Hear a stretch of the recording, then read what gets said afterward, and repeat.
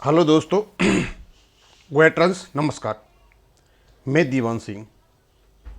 आपको पता है कि मैंने 18 तारीख के वीडियो में बताया था कि ये कोई पीएसबी मंथन 2025 हुआ था। डिपार्टमेंट ऑफ फाइनेंस सर्विसेज के सेक्रेटरी साहब ने किया था और उन्होंने उसमें यह कहा था कि हम काम कर रहे हैं, आगे बढ़ रहे हैं 2047 तक विकसित भारत बनाने के लिए। मैंने उसमें कहा कि भाई विकसित भारत में इसमें जो योगदान करके बैठे हुए बैंक पेंशनर्स, उनका कोई योगदान नहीं है क्या? क्या वर्तमान में जो बैंक में कर्मचारी काम कर रहे हैं इनका ही योगदान है क्या? 1947 में देश आजाद हुआ, उस समय से लेकर आज तक किसी भी और बैंकर का योगदान नहीं है। जब मैंने वीडियो बनाया बहुत से लोगों को पसंद आया और गुस्सा भी काफ़ी था लोगों में, क्योंकि बैंकों का पेंशन ऑपरेशन नहीं हो रहा है। एक कितनी कमाल की बात है, मतलब एक एक्स्ट्रा ऑर्डिनरी हैपनिंग हो रही है कि सरकारी बैंकों के पेंशनर्स का पेंशन ऑपरेशन नहीं हो रहा है। और रीजन साफ है, आईबीए और यूएफबीयू इसके कल्प्रेट हैं। यानी ये हमारे रेगुलेशन जो पेंशन का है 1900 उसको लागू नहीं होने दे रहे हैं और तरह तरह से मतलब पेंशनर्स को परेशान करते रहते हैं। ना पेंशन ऑपरेशन होते थे, ना नेशनल लेवल का डीए पैटर्न ये कर पा रहे हैं, ना 2002 से पहले जो रिटायर हुए थे और कोर्ट से जीत करके आगे उनका भी पूरा पेमेंट नहीं हुआ है और पता नहीं क्या क्या और नए नए हथकंडे। और अभी मेडिकल इंश्योरेंस में जो प्रीमियम आया उसी एक ही पॉलिसी, एक ही सम एश्योर्ड रिटायर्ड कर्मचारी ग्रामीण बैंकों के, उनका 10-10 हजार रुपए का डिफरेंस है उनके सब्सक्रिप्शन में। अब आ गया विकसित भारत और उस विकसित भारत को मेरे वीडियो को देख करके ये है कोई जसबीर जौली, इन्होंने एक लंबा चौड़ा कमेंट दिया। मैं सोचा कि इस कमेंट को यदि मैं यहां नहीं डालूंगा तो जसबीर जौली साहब के साथ एक अन्याय होगा। एक्चुअली ये अपनी बात कम्युनिकेट करना चाहते थे जो जिम्मेदार लोग हैं उनके लिए। जिम्मेदार कौन कौन है? सारी बैंक, आईबीए, यूएफबीयू और इवन रिटायर्ड कर्मचारियों के संगठन, चाहे सीबीपीआरओ हो, चाहे एआईबी पार्क हो, चाहे एआईबीआरएफ हो या और कोई हो, सारे के सारे इन सब तक तो पहुंचेगा। मैं ये चाहता हूं ये जो कुछ भी जसबीर जौली साहब ने लिखा है ये आरएसएस के चीफ श्री मोहन भागवत साहब के पास भी पहुंचे, क्योंकि जो ओआरओपी 2015 में मिली थी वो केवल और केवल एक्सर्समैन को मोहन भागवत जी के दबाव और प्रेशर के कारण मिली थी, अदरवाइज अरुण जेटली जी तो दे नहीं रहे थे। हो सकता है हमारी रिक्वेस्ट, हमारी चीजें उन तक पहुंच जाएं, क्योंकि यूनियंस में तो एक कार्य कम्युनिस्ट बैठे हुए हैं, सारे के सारे ये नहीं चाहते कि हमें किसी प्रकार की हमारी आर्थिक स्थिति ठीक हो। ये चाहते हैं ये जितने भूखे मरेंगे उतने ये खुश होते हैं, हम जितने परेशान रहेंगे उतने खुश होते हैं। अब मैं आता हूं जसबीर जौली जी के कमेंट पर। कहते हैं, sir ji good morning, you have very well said about what is विकसित भारत, या विकसित भारत की बात हो, इसी पर इन्होंने लिखा है। पहले तो ये बताते हैं कि इन्होंने जब सर्विस की और वो सर्विस की कितनी 30 साल की आएगी आगे कहीं, 30 साल की सर्विस की इन्होंने। इस 30 साल की सर्विस में, क्यों पहले जो सर्विस थी और अब जो जमीन आसमान का फर्क है, पहले तो काम मैनुअल हुआ करते थे, फिर वो कंप्यूटर आया और अब तो सारा कुछ कंप्यूटर आ जाए, घरों में बैंकिंग है। आजकल वो परेशानी नहीं है। कहते हैं the government is least bothered about retired bank employees who have given their blood in improving the working of their banks. Banks की कार्य प्रणाली को सुधारने के लिए, अच्छा करने के लिए हमने खून दे दिया, लेकिन गवर्नमेंट को इसकी कोई चिंता नहीं है। I still remember that when I joined UCO bank, UCO bank के थे 1967 में। आप लगा सकते हो कि 67 या इनकी एज क्या होगी, 33, और 33 में तो इनने ज्वाइन किया था बैंक को, 33 और 25 कितने हो गए? आप लगा दीजिए 33, 25, 58 साल। यानी इन्होंने जब बैंक ज्वाइन की थी 58 साल पहले की थी, और ये कम से कम 20 साल के होंगे, यानी he near about 80 years. Old person है, 80 साल का। For full 1 year I didn't see sunset and use to work from 10 to 7:30। मैंने सनसेट नहीं देखा था।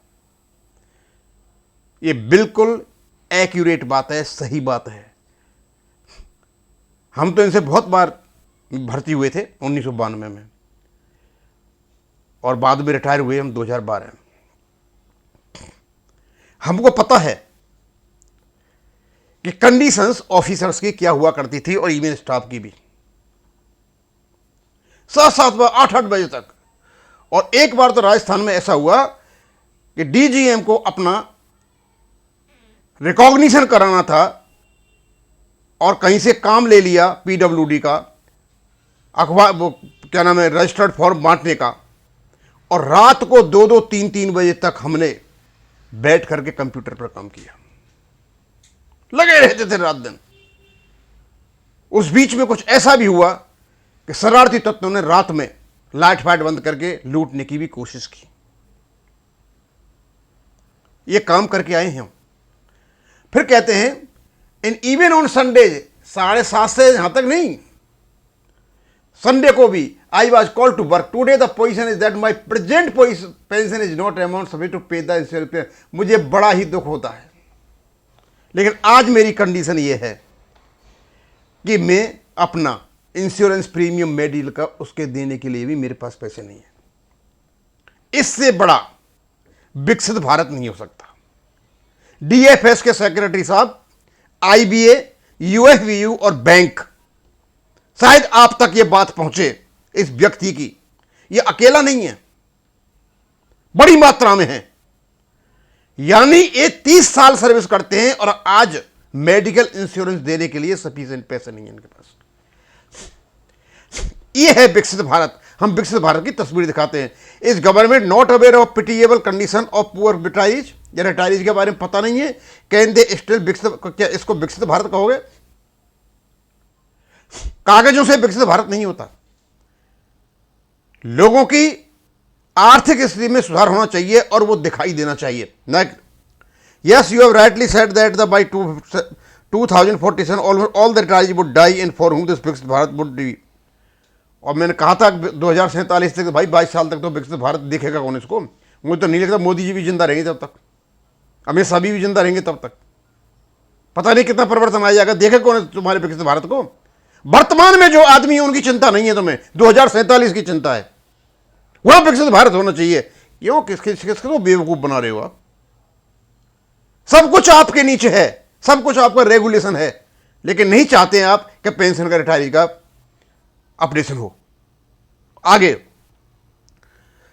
30 years is not a small, said by 2007 almost all the retirees would die and for whom Viksit Bharat would be. 30 years is not a small period. There is no sector in Indian economy except banks where wages have not been revised. और क्या बात कही है उन्हें। इस विकसित भारत में केवल एक ही सेक्टर ऐसा है, बैंक का, जहां पर पेंशन रिवाइज नहीं होती है, और सारा का सारा प्रेशर फाइनेंशियल इंक्लूजन, फैक्ट्रीज को लोन, बड़ी बड़ी इंडस्ट्रीज को लोन, एग्रीकल्चर को लोन, सुबह से शाम तक लगे हुए हैं। बच्चों को छोड़ा हुआ है, यानी मिलिट्री से भी गई भी थी सर्विस, बच्चों से ही बात नहीं कर सकते। अब भी यही हाल है, रात में बिठा रखा है। इसको विकसित भारत कहोगे? फिर आर्टिकल 21 का क्या होगा? जो प्रोटेक्शन ऑफ लाइफ है, कि इसी को विकसित भारत कहोगे? आपने कभी सोचा कि प्रोटेक्शन ऑफ लाइफ जो हमारा है, जो जिंदगी है, जिसको हम सांस ले रहे हैं, पानी पी रहे हैं, बच्चों से मिल रहे हैं, खुशी मिल रही है, वो तो सारा तिलांजलि दे दी गई हमारी। ये जो लिखा है जौली साहब ने, ये अकेले का नहीं है, ये सारे बैंकर्स का यही हाल है। और बेईमान किस्म के लोग जो यूएफवीयू में बैठे हुए हैं, उनके कान पर जूं तक नहीं रेंगता, उनके होठ सिले हुए हैं, मुंह में दही जमी हुई है। जो रिटायरीज के अधिकार हैं उनके बारे में ये बैंकों से बात करें। एक ग्रुप बना रहा, एक सिंडिकेट बन गया आईबी और यूएफबीयू का, और उस सिंडिकेट को बना करके बैठे कि क्या मजाल है तुम हमसे कोई फायदा ले जाओ। Sadistic attitude of IBA and UFBU. On the sadistic attitude of IVA or UFBU, the banks are enjoying, DFS is enjoying, and Finance Ministry is enjoying. अब मैंने जो कुछ भी लिखा मैं चाहूंगा कोई भी तो आरएसएस का व्यक्ति इसको पढ़ेगा और इस चीज को ले जाकर के कम से कम आरएसएस के चीफ मोहन भागवत जी को बताएं कि आपके ही देश में,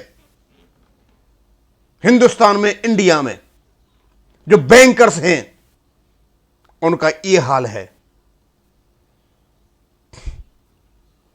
देखो आगे क्या होता है। मैंने बनाया तो इसलिए कि कोई तो पढ़ेगा, किसी के पास तो जाएगा कि बैंकर्स की क्या कंडीशन है। रेगुलेशन होने के बावजूद भी पेंशन अपडेशन नहीं हो रहा है, कमाल की बात है। नए नए हथकंडे अपनाए जा रहे हैं कि कैसे भी कर इनको डिस्करेज किया जाए, इनके मनोबल को तोड़ा जाए। कोशिश हो रही है कैसे ये यहां से सुधारें ऊपर जाकर के। जॉली साहब, आपने बहुत मेहनत करके लिखा, सही भाषा लिखा, और हमें बड़ा दुख है, हम भी यहाँ पे हैं कि आपको इतनी बड़ी तंगी है कि आप मेडिकल इंश्योरेंस का प्रीमियम नहीं सकते। Really shocking, embarrassing, surprising. देखो किसी की आंख खुलती हैं या नहीं खुलती हैं। Let us see what happens. Thank you, धन्यवाद।